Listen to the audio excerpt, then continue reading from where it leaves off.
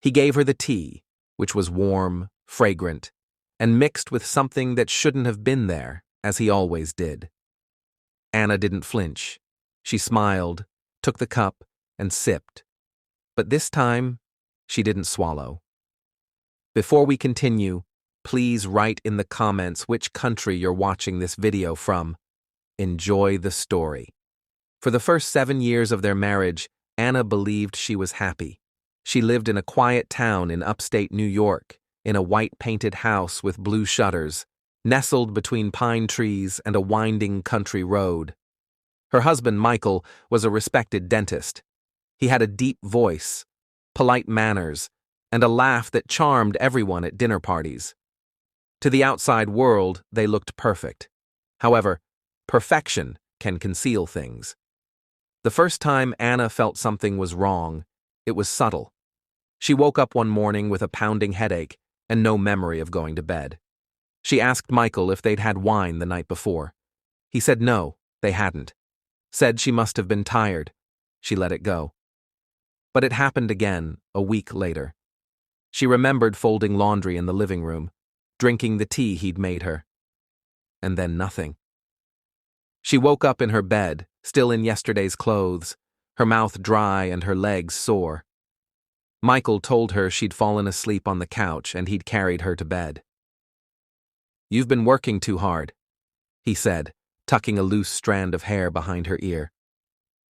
Anna wanted to believe him, but something inside her shifted, quietly, like a breeze slipping under a door. She started paying attention.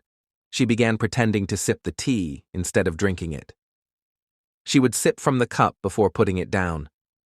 Michael would always watch her drink, his eyes flicking from her face to the cup and back again. He'd ask her, "Did you not like it today?" when she didn't drink everything. "It's fine," she'd say, with a smile that didn't reach her eyes. She became more aware of the patterns as she observed him more. He only brought her tea at night. He always insisted on making it himself. And he never drank it. When he came out one evening to take a phone call, she poured the tea into a houseplant. The next morning, the plant was drooping, its leaves burned at the edges like they'd been scorched by chemicals. She didn't let anyone know. Not yet. Because part of her still hoped she was wrong, that this was simply stress, her imagination, or something else that could be explained. But then, she found the vial.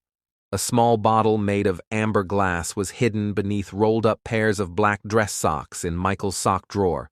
No label, just a faint sour smell that made her stomach twist. She took a photo of it with her phone. Then she put it back exactly as she found it. That night, Michael made her chamomile tea, just like always. Anna took the cup, smiled, sipped, and held the liquid in her mouth until he looked away. Then, she slipped into bed and let herself go still, eyes closed, breathing steady, pretending to sleep, eagerly anticipating his next move. Michael remained near the bedroom door for almost 2 minutes. Anna could feel it, not see it, but sense it in the charged silence. The way the floorboard creaked softly beneath his weight, the slight rustle of his shirt as he folded his arms. She kept her breathing even, deep, not too slow, not too fast. He moved closer. Then, nothing. Silence. Until she heard it. A soft clink. Glass against wood. He was setting the teacup down on her nightstand. He let out a low, worn-out exhale she heard. The bed dipped slightly on his side. He got in. Rolled over. 30 minutes passed before Anna dared to open her eyes. Moonlight spilled through the blinds, painting pale stripes across the room. She turned her head slowly. Michael's back was to her. He was dozing off, or pretending to be. She waited another hour before slipping out of bed. Her bare feet touched the cold hardwood floor as she tiptoed to the bathroom, closing the door quietly behind her. She turned on the tap, spat the tea into the sink, and rinsed her mouth 3 times. Then she reached into her robe pocket and pulled out a small plastic vial, the kind that came with drugstore testing kits. She poured some of the tea that was still in her cup into the vial. Just enough for a test. She'd ordered the kit online 2 days ago, under a different name, shipped to a friend's house. She'd lied to that friend, saying she suspected her nanny was stealing sleeping pills. It had worked, despite the awkwardness. She was also getting closer to the truth now. When Anna returned to bed, her hands were trembling. Michael shifted slightly in his sleep, but didn't wake. His breathing was calm. She lay there in the dark, staring at the ceiling. Why would he drug her? What was he doing after she fell asleep? And most terrifying of all, had he done worse things? Things she hadn't yet uncovered? The next morning, Michael was cheerful. He kissed her forehead, complimented her on how rested she looked. "You slept like a rock," he said, placing a fresh cup of tea in front of her. "Feel better?" Anna stared at the cup. She laughed lightly. "I think I'll stick to coffee today." "Need the caffeine?" A brief flash of smile appeared on Michael's face, but it came back, just as smooth. "Sure," he said. "Coffee it is." Anna made note of that flicker. It was the first real crack in his perfect mask. She drove to a small medical laboratory 2 towns away that afternoon. Cash payment. No names. She handed over the vial and asked them to test for common sedatives, anything that might cause memory loss, confusion, or drowsiness. The technician stated, "Results in 48 hours." Anna nodded and walked out with her heart pounding. When she got home, she found Michael in the garage, sorting through old boxes. He smiled like nothing had changed, like their life was still normal. But as she stepped inside, she noticed something chilling. One of the storage boxes was labeled Anna, Journals, her private writing. He'd gone through her things. Later that evening, she checked the box. Some of the pages were out of order. Some had sticky fingerprints, suggesting that they had been handled too forcefully or in a hurry.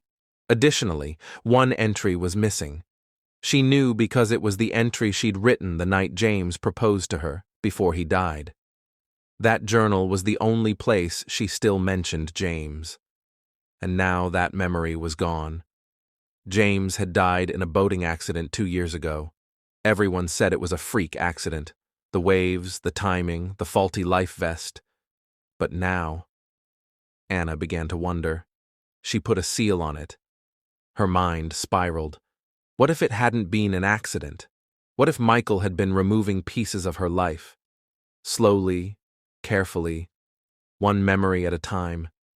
Anna sat on the edge of the bed that night, tea untouched, thoughts racing. From the kitchen, Michael called, "You didn't drink your tea." She forced a steady voice. "Just letting it cool." But inside, she was unraveling. Because now she didn't just suspect he was drugging her. Now she feared he might have killed someone. And the worst part? She had no proof. Yet. 2 days later, the lab called. The results confirmed what Anna already knew, but seeing it in black and white made her knees buckle. Zolpidem, a sleep aid that helps with insomnia, fast-acting, confusion, forgetfulness, and, in high doses, disorientation and blackouts are known side effects. It hadn't occurred to her. Michael was drugging her. The man she'd promised her life to was quietly stealing pieces of it, night by night, sip by sip. But why?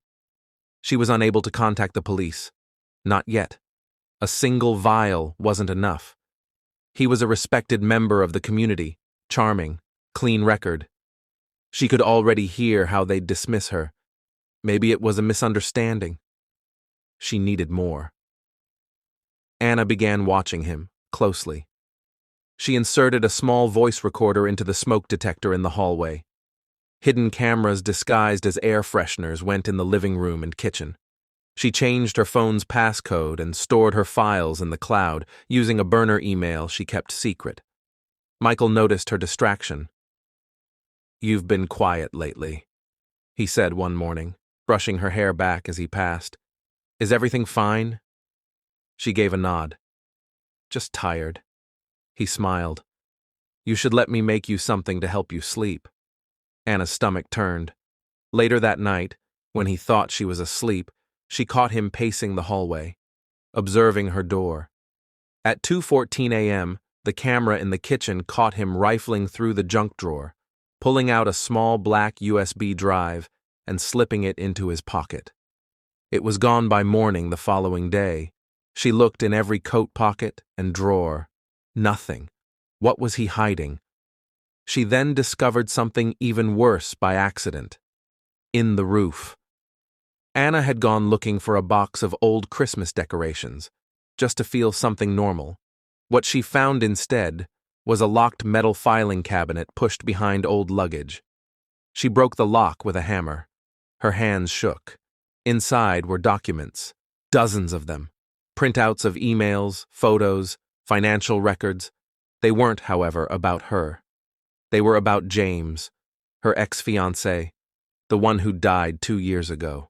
She flipped through the pages, flight records, GPS logs, photos of James at his job, at his apartment, with Anna, taken from a distance. Michael had followed him, for months. And there was more.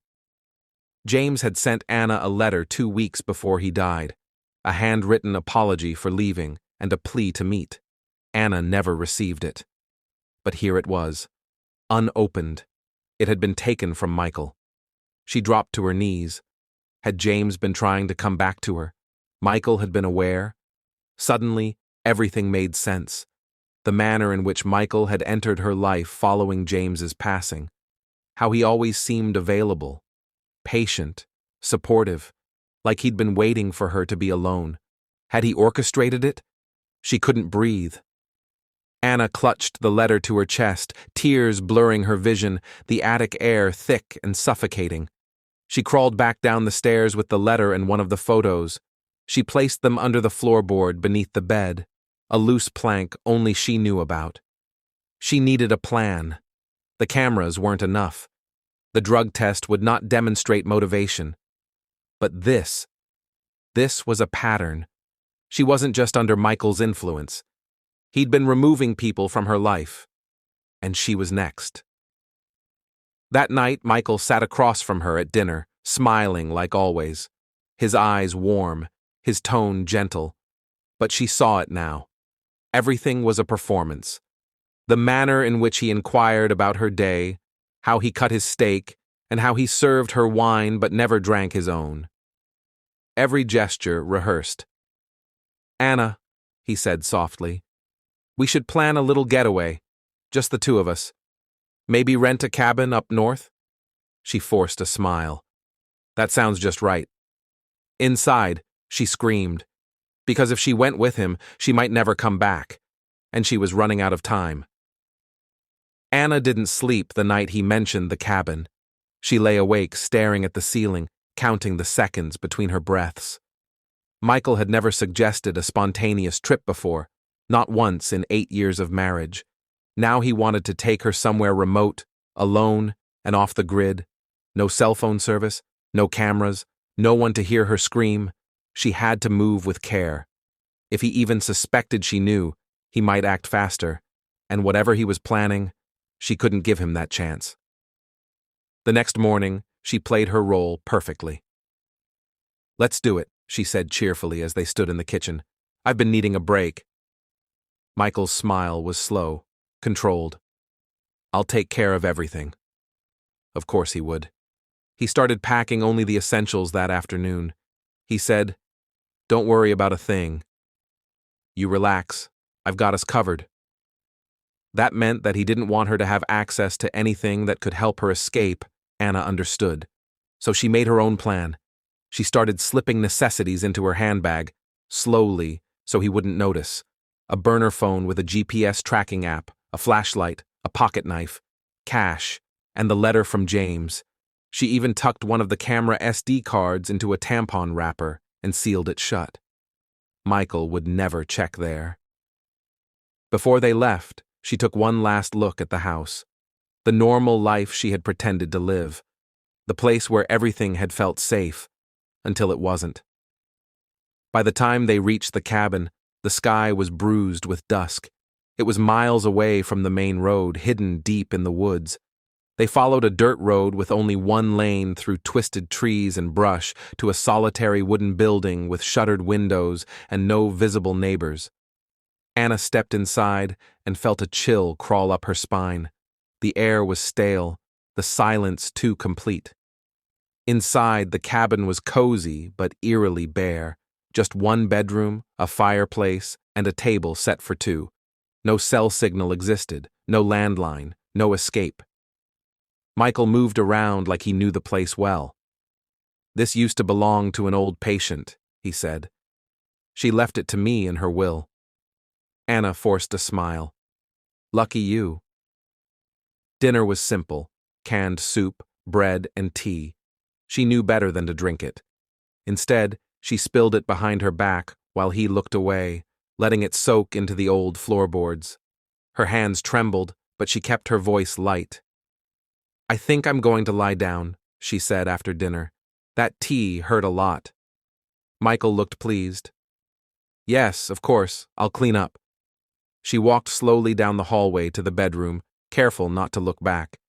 She waited while fully clothed on the bed. 10 minutes later, the door creaked open.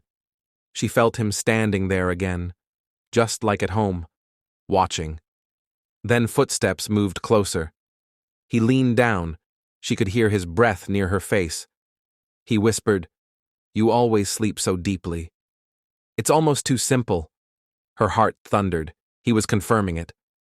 But she didn't move. Not yet. He walked away. She heard him open a drawer, move something around, then head back toward the front room. When the sound of his footsteps disappeared completely, she opened her eyes and rolled off the bed. She made her way down the hall and looked around the corner. Michael sat by the fireplace, typing something into a laptop. She stepped back before he saw her. Her heart was pounding so loud it felt like a warning drum in her chest. She needed proof, something tangible, something that could finally expose him for what he was. She pulled the burner phone from her pocket, opened the voice recording app, and pressed record.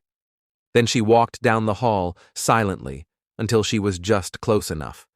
From the shadows, she listened. Michael was talking softly. To whom? She didn't know, but what she heard chilled her to the bone. "She doesn't suspect a thing. Once it's done, I'll call you. It will appear organic, the same as the others." The others. There were additional ones. Anna backed away slowly, slipped into the bathroom, and locked the door. Her hands trembled as she stopped the recording and saved it to the cloud. Now she had proof. But Michael had no idea. And as the firelight flickered in the other room, Anna realized something terrifying. He was planning to kill her tonight. Anna stared at her reflection in the bathroom mirror. She looked like a woman about to die, but she didn't feel like one, not anymore. Her heartbeat was fast but focused. Although her fear was still present, it now served a purpose. She had evidence. That recording could expose everything: the drugs, the lies, the others. The question was how to survive the night long enough to use it. Outside the door, the house creaked. Wind whispered through the cracks in the old cabin walls. Somewhere in the living room, Michael stirred. She needed to act. Anna opened the window just wide enough to see the forest outside. It was cold, black, 1,000 tangled shadows. However, it was liberty. She quietly slipped out her phone, turned off the screen, and tucked it back into her boot. Then she cracked the door open and crept into the hallway. Michael was gone from the fireplace. The laptop sat closed on the table. His coat was still hanging by the door. She moved quickly. First, to the kitchen. She grabbed a small paring knife and slipped it into the sleeve of her hoodie. Then she grabbed her bag, already packed with her burner phone, cash, and the letter, and backed toward the front door.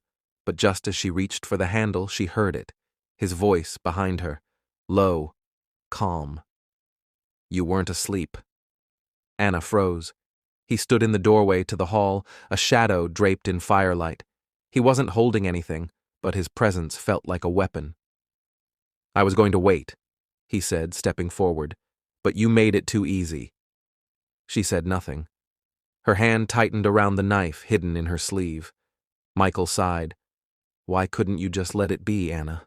We were happy. I took care of everything for you. I made sure no one ever hurt you again. Not James, not your friends, none, not even you.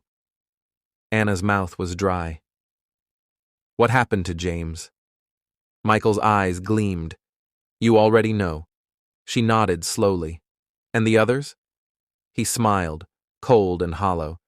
Sometimes people get in the way. Sometimes they just disappear. Then he moved, fast. He lunged at her, reaching for her throat, but Anna ducked. She backed up into the table, knocking over a chair. He grabbed her wrist, twisting hard. She screamed. The knife fell to the floor. He kicked it away. I really didn't want it to be this way, he muttered, dragging her toward the back door. But you've left me no choice. Anna fought him, nails digging into his arm, kicking, thrashing.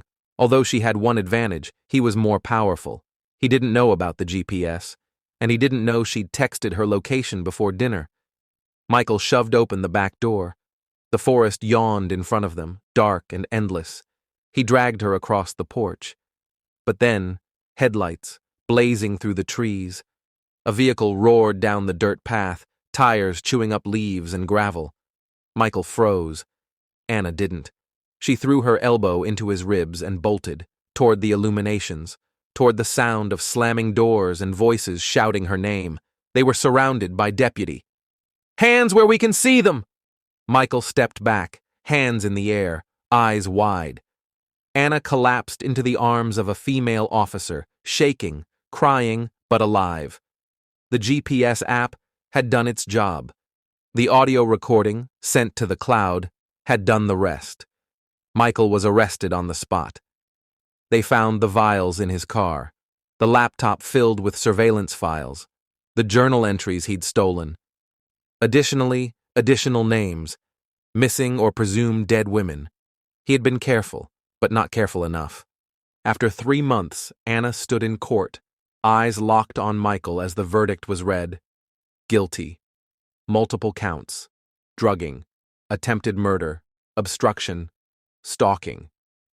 He didn't speak, just stared at her, like he still couldn't understand how she'd escaped him.